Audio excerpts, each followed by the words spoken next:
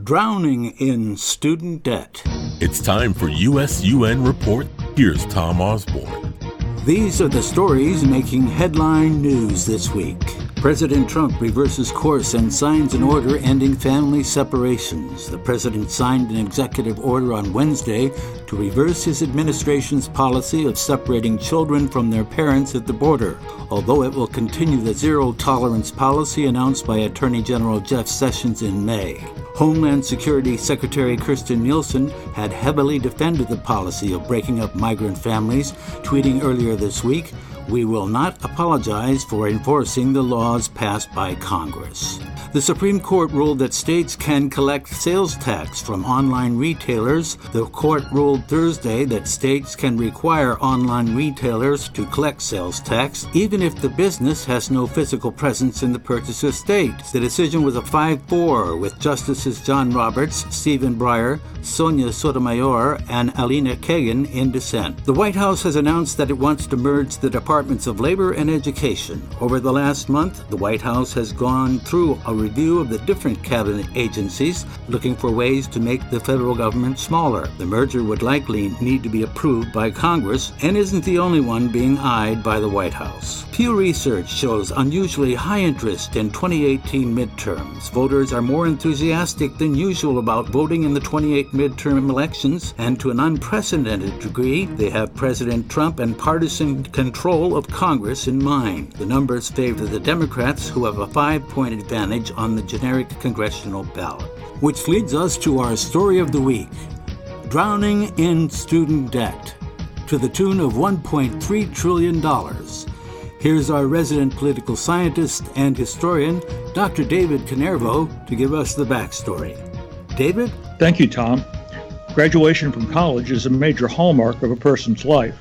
The routine of formal education, whether at the bachelor's, master's, professional, or doctoral level, is complete and their careers await them. But today, what also awaits them are monthly payments on their college loan debt. The costs of higher education are among the fastest rising costs in American society today. Since 1980, tuition costs at public universities have risen from $2,119 a year to $9,410 a year, a jump of 344%. Private college tuition is up from $9,500 a year in 1980 to $32,410 in 2017, an increase of 241%. By comparison, food and electricity costs have risen about 150%, and gasoline prices more than 200% from 1980 to 2017. 70% of students in the class of 2017 left college with a loan debt which averaged $38,000. Added to that figure may be credit card debt and automobile loan debt.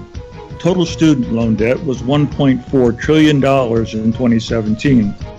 The number of people over 60 years old with student loan debt increased between 2004 and 2017 from 700,000 to 2.8 million people. That group share of the debt has jumped from $8 billion to $67 billion. And many are having loan payments deducted from their Social Security checks. That situation is probably not one they foresaw for their retirement years, but is indicative of the growing student loan debt crisis in the United States. Ken? Thank you, David. Just a reminder to our audience, the USUN Report team is made up of a Republican, a Democrat, an Independent, and perhaps we've even thrown in a liberal voter for good measure. Our audience can decide which one of us is which. This way we could represent the political spectrum in both Washington, D.C. and across the country. Let's begin with this clip from the Foundation for Economic Education, and it's called Crushed by Debt. Unless you've been living under a rock or a pile of debt, you may have noticed tuition prices have been skyrocketing. I've noticed.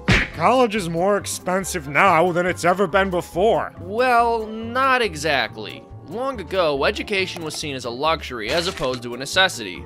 The only people who were able to afford schooling were the wealthy. Can you believe that mean old Miss Jenkins assigned 20 math problems for homework? And on the weekend, too.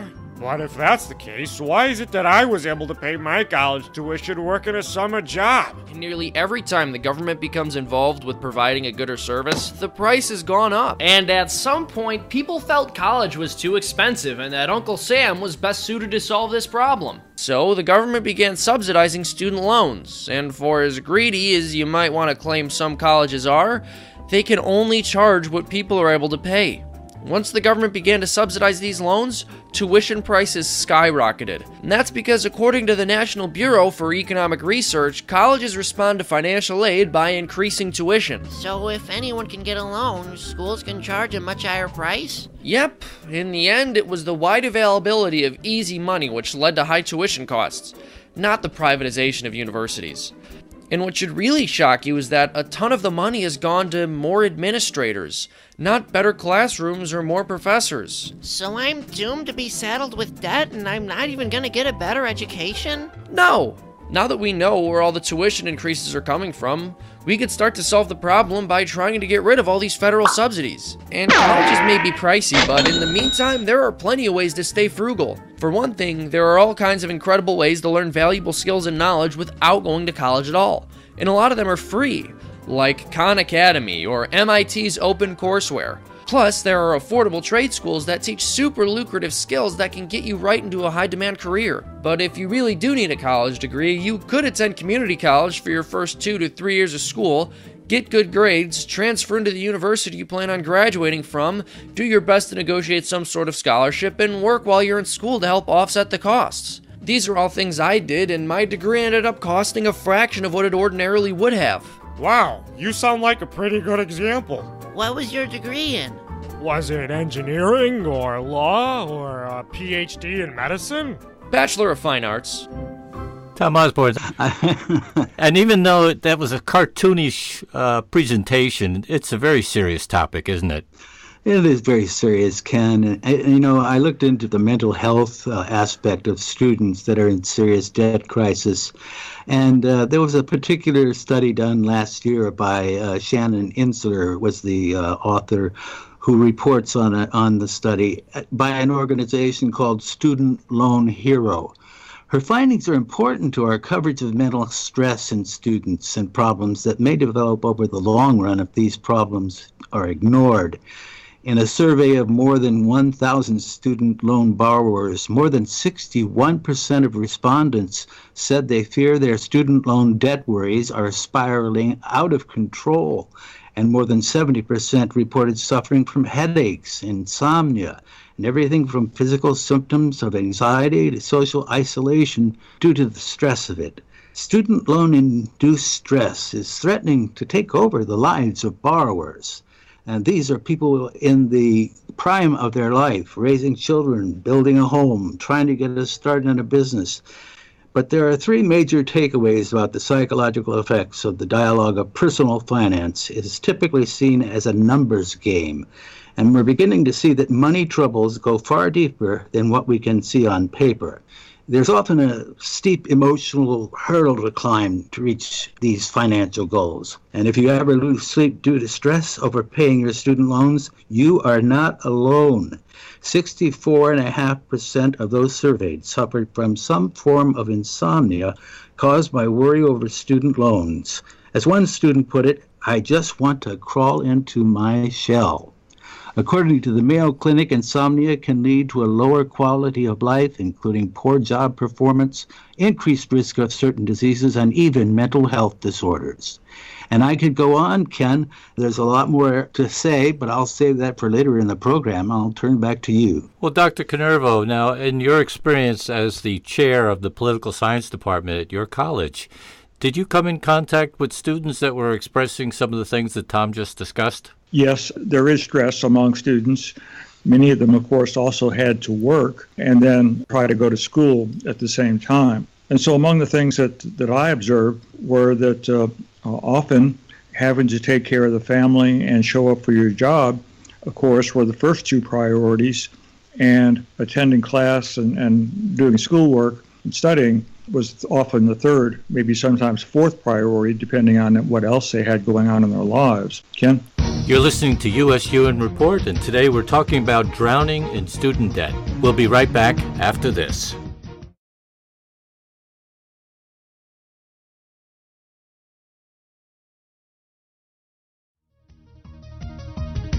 Welcome back to USUN Report with Tom Osborne, Dr. David Canervo, Mary Saliba, and Ken McCaleb. Now imagine if student loans were presented as honest commercials today.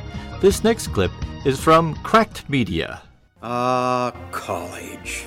You've been told your whole life that it's the next logical and natural step after high school. And you've also been told that it is prohibitively expensive. College is one of the biggest investments of your lifetime, so it deserves your careful consideration and strategy.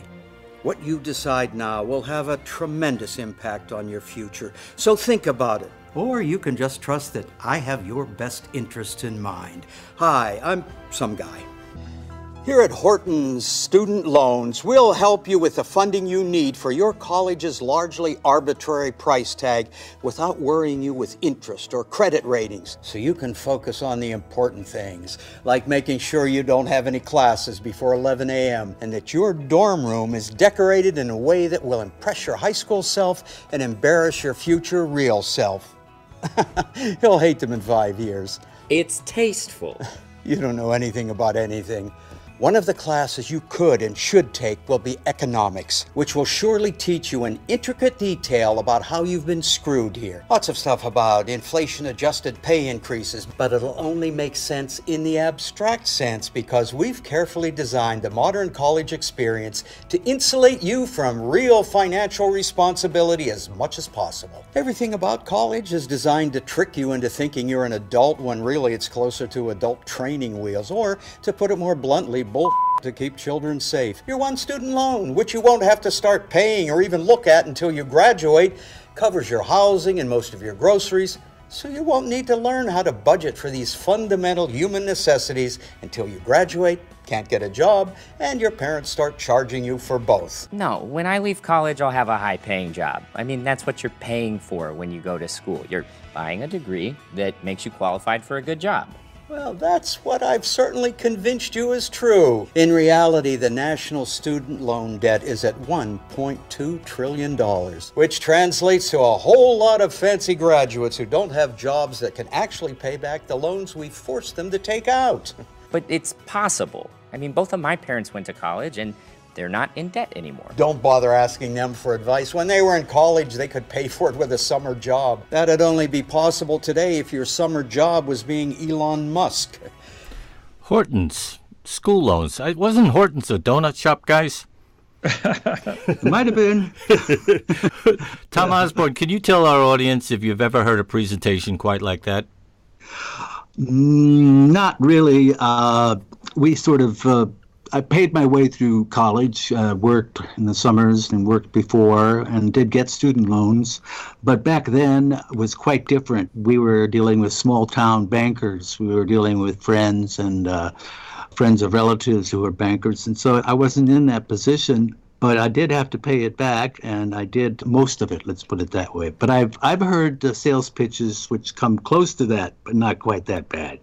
Well, as my memory serves me, when I was in college, I went to School of Visual Arts in New York. Tuition was extremely low back then, and I actually went out to get a student loan so I could establish credit, because I kept hearing, you can't have credit unless you establish credit, and you can only establish credit by taking a student loan. So I took a loan out for $3,000, which I didn't need, but it helped me establish credit. And I ended up buying my first recording studio setup. Dr. Canervo, things have changed, haven't they? They certainly have. My experience was similar to yours, Tom and Ken, in that I worked during the summers, and with scholarship aid as well, I paid for half of my college tuition, and my parents were willing to pay the other half. We took out a very small student loan my first year for $1,000. But during my college years, my father changed jobs, got a little bit higher salary, and was actually able to pay off that loan before I even graduated. So when I went to graduate school, my parents helped me pay half of my tuition the first year. I got a out-of-state tuition break in graduate school, and then the rest of the college experience was paid for by grants from the university that I attended in graduate school. So I had a relatively easy time with no debt hanging over my shoulders as I graduated. But so many people today have, of course, quite different experience, and it's a matter of trying to shop around and do what they can to avoid paying high bills. Among the things that they can do would be to go to a community college, as was suggested in the first roll-in. For the first 2 years, here in Tennessee, the first 2 years of community college are paid for by the state of Tennessee. You can live at home. That's a cheap way of trying to do things. You don't get the college experience, the full college experience, but at least you do save some money.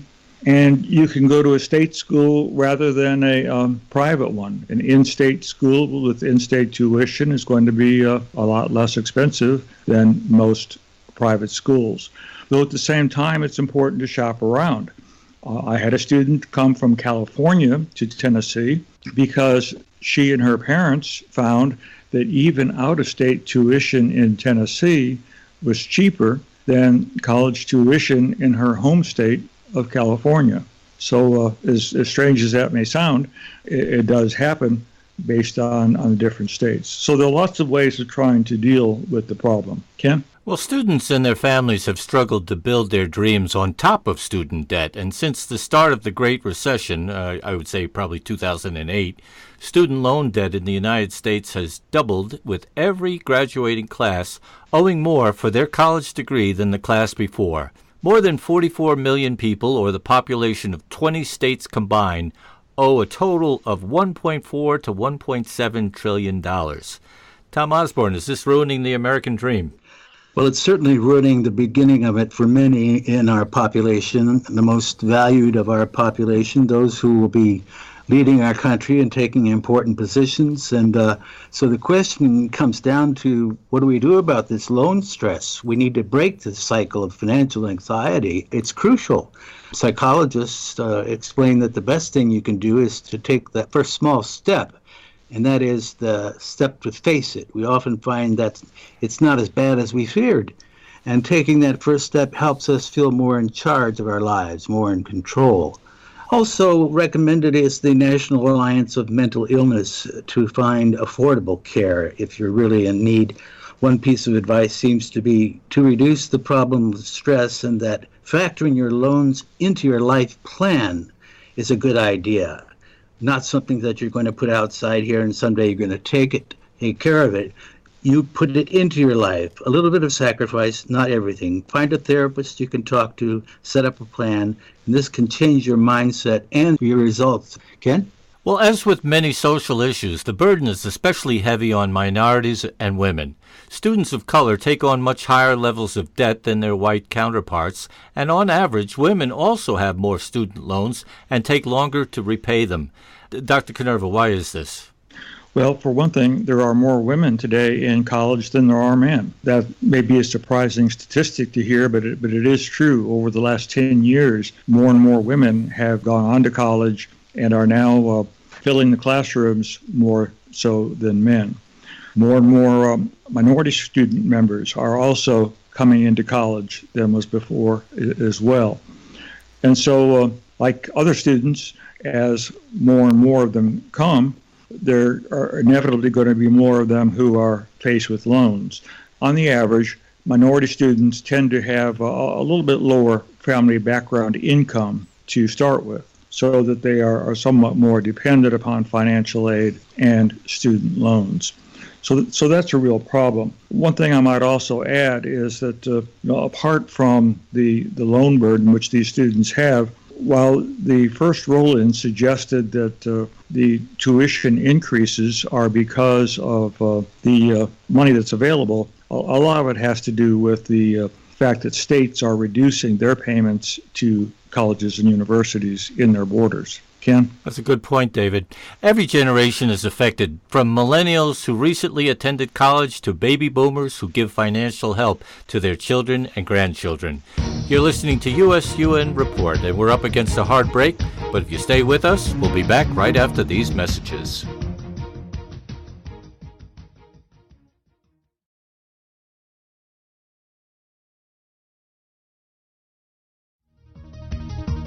Welcome back to US-UN Report. I'm David Canervo, along with Ken McCaleb, Tom Osborne, and Mary Saliba, and we're talking about drowning in student debt. Ken? Thank you, David. Here's an audio clip from Now This World titled, "What Happens If You Don't Pay Your Loans Back?" 71% of people who graduated from college in 2012 have student loan debt. Full disclosure, I have quite a lot, like so much. The average graduate borrowed around $29,000. The total number of student loans owed in the U.S. today has surpassed $1 trillion, with numbers rising every year. It's reasonable to expect that some, if not many, of those borrowers will have to default on their debt at some point. So, what will that look like? How bad is defaulting on your student loans? It's pretty bad. Most students use federal loans to pay for their education, and the federal government has many ways to get back its money. The Treasury Offset Program allows the U.S. Department of the Treasury to take your tax refund and give it directly to the Department of Education to pay down your debt. They're also legally allowed to garnish up to 15% of your wages, which means taking money directly out of your paycheck. Some states also allow private loan companies to seize your state tax refund in the same way. And if for some reason the federal government or a private company doesn't think that any of these previous methods are quick enough, they can sue you for the full amount at any time. So even if you default, the government and these private companies are still going to get their money. And that's just the beginning. Defaulting on any loan will have a negative effect on your credit score, which would make it harder for you to take out money in the future, or to buy a house or a car, or even start a business. It may even affect your chances of landing a job or an apartment.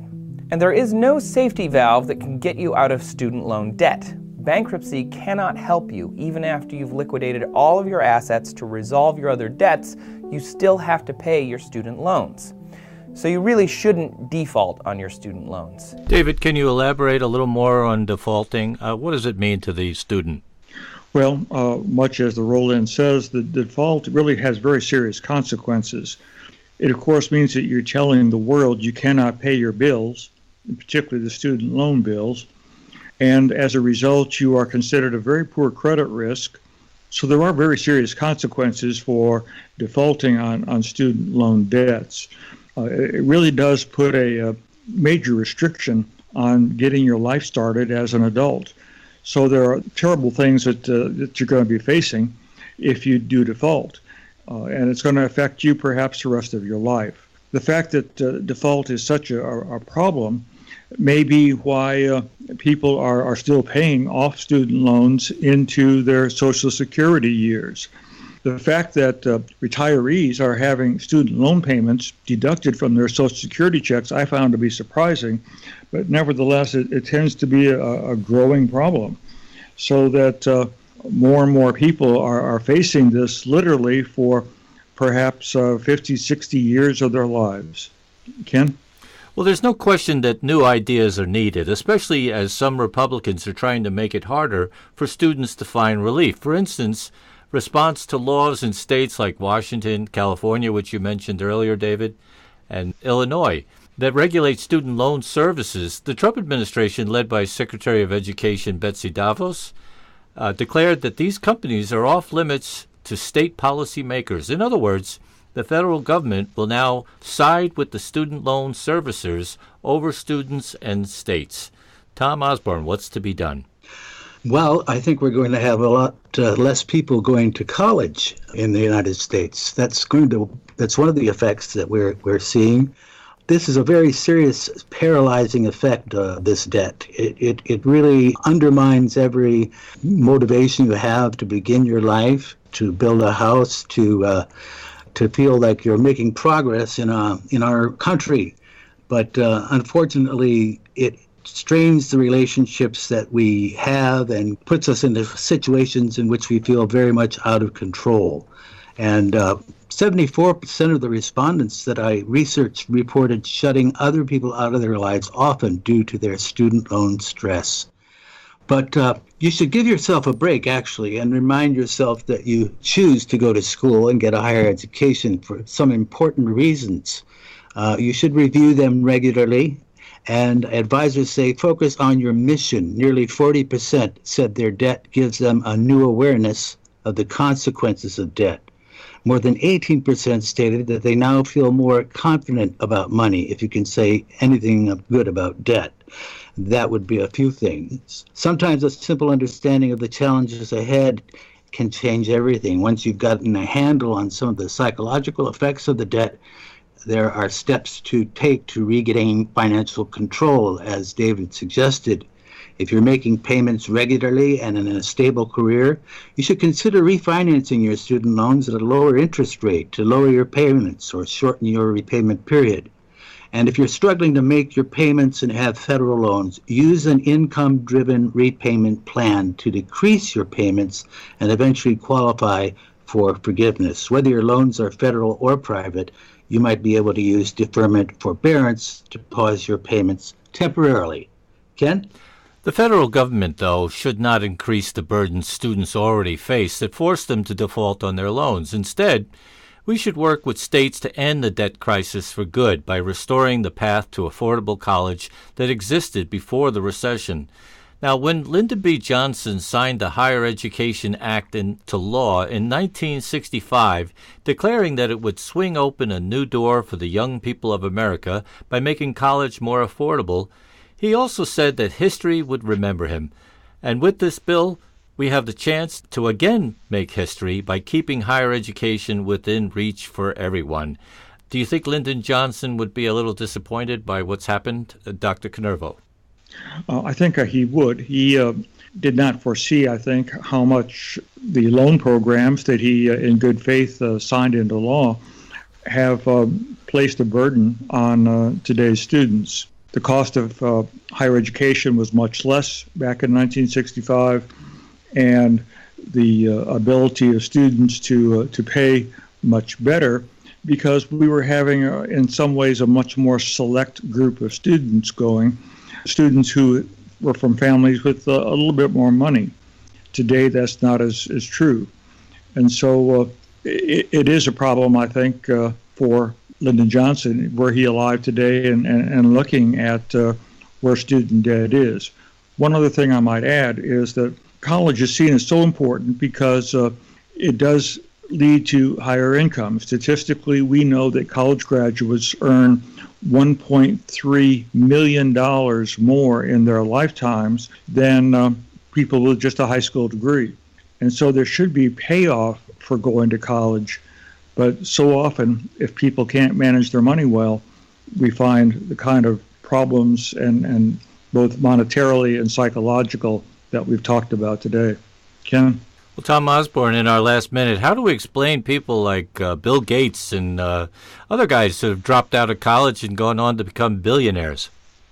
Well, that's the amazing thing about college and university in America. It's almost something that you have to pass to be a full-fledged human being and a productive part of society, and that's not the case.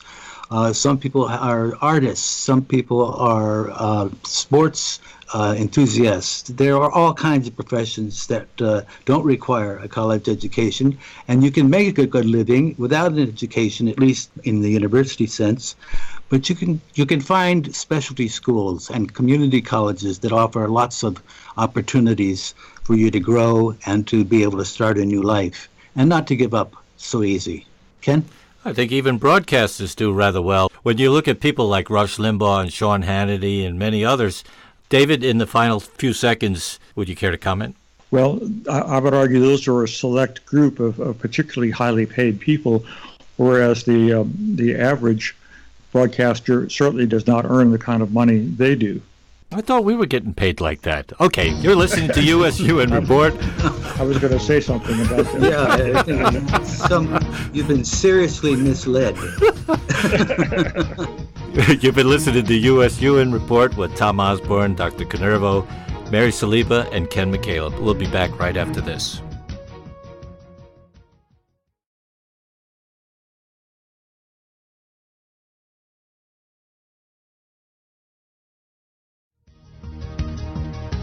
Welcome back to USUN Report. We're talking about drowning in student debt.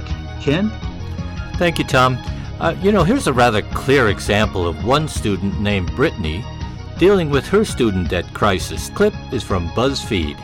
My name is Brittany. I went to Tufts University. I studied drama and communications, and I owe $118,000 in student loans.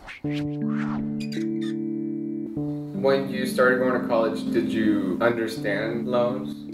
It was just explained to us as everybody has student loans, and this is just something you do to get ahead in life. Taking loans out was just part of what everyone had to do, that they weren't going to affect my life that much. I really didn't understand the magnitude of them until I graduated. I graduated college in 2009, so it was the height of the economic recession and the jobs crisis. Everybody pretty much had to move back home and reassess what to do. Then I started getting the phone calls that say hey, so now that you're out of school, you're gonna have to start paying back your student loans, and your minimum amount is astronomical.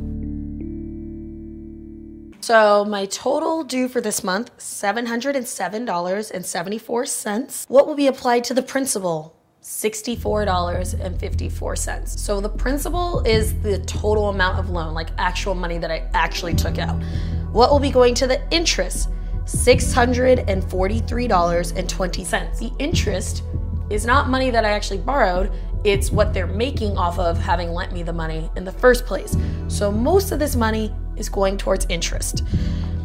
In total interest paid on my loan, it's $48,379.75. That's most of all the money I've paid towards the loan has gone towards interest. So my principal isn't going down, my debt isn't going down. I'm literally just paying the interest. Tom Osborne, Brittany's really gotten caught up in a gotcha moment. You've done some research regarding alternatives for students. Would you care to share that with us now? Oh, certainly. We've had a lot of discussion in the United States about free college and how it would expand access to education. All the bright young people who currently skip college and can't afford it, they do have the opportunity to get a degree and get better jobs. But the high cost of the degree would no longer be an obstacle for many proponents of free college.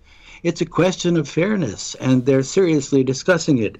Access to a bachelor's degree should be accessible to everyone, especially a BA or a BS. It increasingly is necessary to get a good job. A more educated population would have economic and social benefits for the country, they argue. There would be positive ripple effects. Proponents of free college argue that the chance would boost the country's productivity and GDP as people sorted themselves into more suitable, higher-paying jobs. Amelia Josephson writes in a particular publication called Smart Asset, if you want to avoid taking on student loans or to avoid paying high tuition for your children, consider foreign universities. And get ready, get with your pencil, I have a list. Try Iceland. If you can handle the winters, Iceland is a great place to get a free college education. It's at one of the country's public universities. Icelandic is, however, notoriously a tough language, so make sure the classes you sign up for are in English. And then we've got foreign universities in Scandinavia, is a cluster of countries. Sweden, Norway, Denmark, all have free college. But there's a catch. Only Sweden and Norway have free college for Americans. Sweden and Norway are expensive places to live as well, so don't forget to budget accordingly. One or two more fly to Finland. Free tuition available at Finnish universities. Thousands of international students head to Finland each year to take advantage of the no-cost education over a dozen universities. Finland also boasts an impressive roster of institutes of technology for the scientifically inclined. And also you want to think about heading to Germany these days. Germany is a particularly popular destination for American students who want a free college education. And if you fall in love with Germany and you want to stay there after you graduate, get this, the government probably would not object. They're trying to attract skilled workers. It's a big part of the reason the countries offer college courses in English. And finally, there's Slovenia, boasting castles and hiking and wine country and free college. It's a less well-known option than Germany, but it's got a lot going for it. You can take classes in English. And finally, France. For a nominal fee of around 200 euros, you can study at one of France's excellent public universities. Expect to pay more if you want to study medicine or engineering. Seeking a degree in France is a particularly common practice among graduate students. Ken? Well, here's 10 quick facts about student debt and the college crisis right now. Number one, it's bigger than most countries. Currently, there are more than 40 million Americans hold student debt. Number two, giant corporations can file for bankruptcy, but bankruptcy is not an option for student borrowers. Number three, 7 million have defaulted currently. Number four, average student debt increases while wages decrease. Since 1999, student debt has increased more than 500%. Unfortunately, average salaries for young people have not. Number five, your student loans could make you unemployable. With 7 million Americans defaulting on their loans, this means that 7 million Americans will have their personal credit plummet and be deemed unhirable. Number six, you could lose your license. Yep, that's right. You could even lose your license if you default on your student loans. You can be stripped of your professional license as well. So, it really pays not to play with these people. Number seven, families have inherited student debt of a deceased loved one, and it doesn't always end when the borrower dies. Those student borrowers with federal student loans no longer have to worry about this. Private student loans can be transferred to family members. Number eight, delaying starting families and major purchases, as we discussed in an earlier segment. We're putting the American dream on hold. Number nine, interest rates can only go up. They don't go down, do they, David? Well, they do go down during recessions, as they did in 2008. But, of course, we all hope that doesn't happen. And number 10, government profiting off student loans. Now, if the federal government were a private company, it would be the most profitable company in the world. The Congressional Budget Office projects that the federal government made about $50 billion on student loans back in 2013. And this is $5 billion more than ExxonMobil, the most profitable company in the country. David, your reaction? Well, it's not something which looks particularly good that we should be making money off of student loans. But nevertheless, in certainly the private sector, that's the way things work. And in the public sector as well, we try to have some payback, some quote-unquote profit, so that more loan money will be available for the next generation of borrowers. So I can understand that to a certain extent, that we want to get money in to cover those who default, to make money available for the next generation, but it doesn't have what we say today in the news, I guess, good optics. Ken? Well, about 1/5 of young workers with student loans have to hold down 2 jobs. Now, Tom Osborne, in your state of Tennessee, you've actually piloted some of the free tuition for City College. And do you see the rest of the country headed in that direction?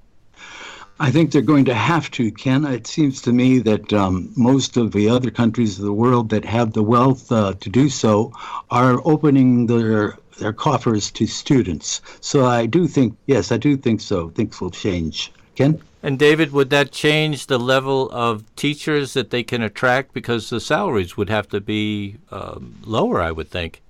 Well, teacher salaries are certainly important because we want to attract the best and brightest to each state.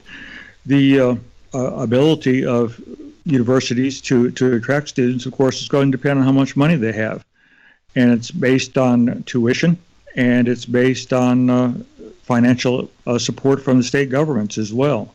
So what we do in Tennessee is, through the lottery system, have a great deal of income into the lottery, which we then give to the public schools to help with their finances. But more often than not, the money goes directly to the students themselves as financial aid, and they choose where they want to go in state. Ken? As a follow-up, David, it's really all about supply and demand. As the number of students decreases, wouldn't it make sense that tuition would go up further? No, it doesn't make sense to do that. But what other things are happening is that as we try to appeal to students, market our universities to students in a free market atmosphere, it means that the schools have to offer things to students that they're seeking. such activities as gyms, other kinds of recreation facilities, weight rooms that the students can use. A great deal more money has been spent in the last 10 to 15 years in trying to appeal to students through fancier dorms, fancier recreational facilities than has been true in the past. And of course, that money has to come from somewhere, and that comes from tuition as well. So that not all tuition by any means goes into the classroom, rather it goes into ancillary activities and services that are meant to be attractive to students and bring them on campus. Ken? You're listening to USUN Report, and we're going to wrap things up in our next segment, so we hope you'll stay with us.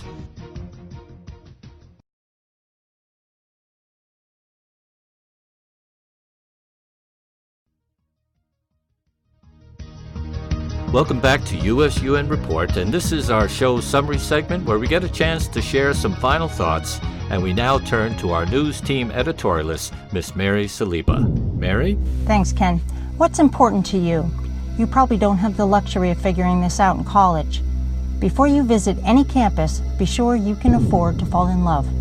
How are you going to achieve the goal of moving out of your dad's basement? That answer won't be on a springtime tour of Boston. Can you pay $30,000 a year? $75,000? The total student debt owed in this country is at least $1.3 trillion, with 44 million borrowers.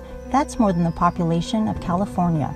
Most students graduating with a BA owe around $30,000. In a typical scenario, you'll pay $300 a month for the next 10 years. You could, like 7 million people right now, default on your debt, ruin your credit, and still owe. Forget a new hoverboard. What if your child needs medicine today? A college degree is supposed to give you more choices. How free are you if you owe a year's salary the day you graduate?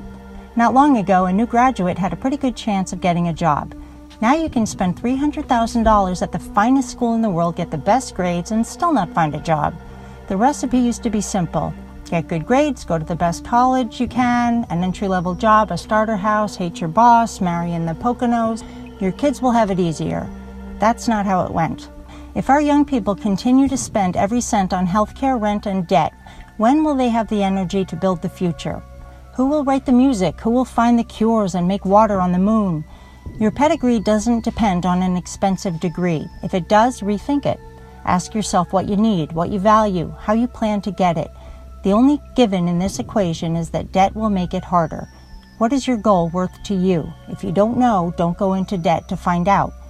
If you do, find a way to pay for it. Maybe it's a trade school, a community college, a job with tuition reimbursement. The military can help you pay for medical school. There are grants, scholarships, work-study programs. Maybe you can work first, go to college later. Say no thanks to predatory lenders, which actually kind of is us. Be your own creditor. Plan the future that doesn't enslave you. As with healthcare, we need to figure out how to educate our citizens. Not because we are entitled, but we need to secure our future. It's in our best interest to support our next generation, and they will support this one with their skills and education and talents and savings account. This has been Mary Saliba for USUN Report. Ken? Thanks, Mary. But Tom Osborne, as always, you have the last say. Well, thank you, Ken. I think the takeaway from this particular broadcast is that these days, if you want to get an affordable college education, you have to really think outside the box. That could mean starting at community college and transferring, staying in state for school, hustling to get a scholarship or a grant, or even moving abroad for college, as I gave you a long list. With each year that U.S. tuition rises, the countries with free college look more appealing.